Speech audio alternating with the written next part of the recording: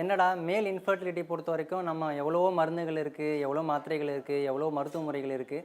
But வெறும் யோகா பண்ணுறது மூலியமாவோ இந்த மனசை நம்ம வந்து கட்டுப்படுத்தி அதை வந்து சீராக வச்சுக்கிற மூலியமாக வந்து மேல் இன்ஃபர்டிலிட்டிக்கு இவ்வளோ பெரிய ஒரு பெனிஃபிட் கொடுக்க முடியுமான்னு சொல்லிட்டு நிறைய பேர் கேட்கலாம்.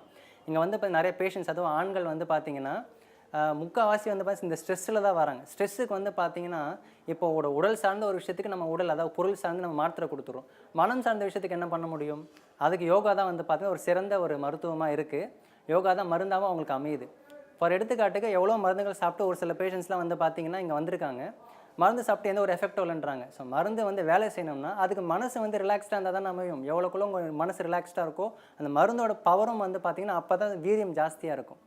ஸோ யோகா வந்து பார்த்திங்கன்னா நமக்கு பண்ண என்ன ஆகும் அப்படின்னா உடல் அளவில் மாற்றங்கள், மனதளவில் மாற்றங்கள், இது எல்லாமே நடந்துக்கிட்டு இருக்கும். இது மட்டும் இல்லாமல் இது அப்படியே நீங்கள் ஒரு எத்திக்ஸாக ஃபாலோ பண்ணிங்கன்னா உங்கள் டிஎன்ஏல கூட அந்த மாற்றம் நடக்கும்.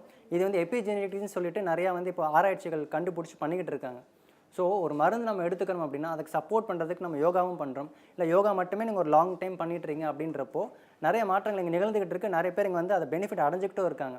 அதாவது ஸ்ட்ரெஸ் வந்து பார்த்தீங்கன்னா 2 செஷன் தான் வந்திருப்பாங்க. 2 செஷன்லேயே வந்து அவங்களுக்கு ஒரு நல்ல ரிசல்ட் கிடைக்கிறப்போ அதை பார்க்குறப்போ எங்களுக்கு ரொம்ப சந்தோஷமாக இருக்குது. அந்த முகமே காட்டி கொடுக்கும். முகம் வந்து வரும்போது வந்து பார்த்தீங்கன்னா ரொம்ப ஒரு ஸ்ட்ரெஸ்டாக முகம் இறுக்கமாக இருக்கும். முடிச்சுட்டு போகிறப்ப வந்து பார்த்தீங்கன்னா ஆட்டோமேட்டிக்காக அவங்க ரிலாக்ஸாக இருக்கான்ற அவங்க சொல்லி தரணும்னு அவசியம் கிடையாது. முகத்தை பார்க்கும்போதே தெரியுது. அதை பார்க்குறவங்க எங்களுக்கு ரொம்ப சந்தோஷமாக இருக்குது. அதான் மருந்து மாத்திரைலாம் வந்து நம்ம சாப்பிட்டு அந்த ஒரு ரிசல்ட் கொடுக்கலன்றப்போ யோகா ஒரு 2-3 செஷன் தான் அட்டன் பண்ணியிருப்பாங்க.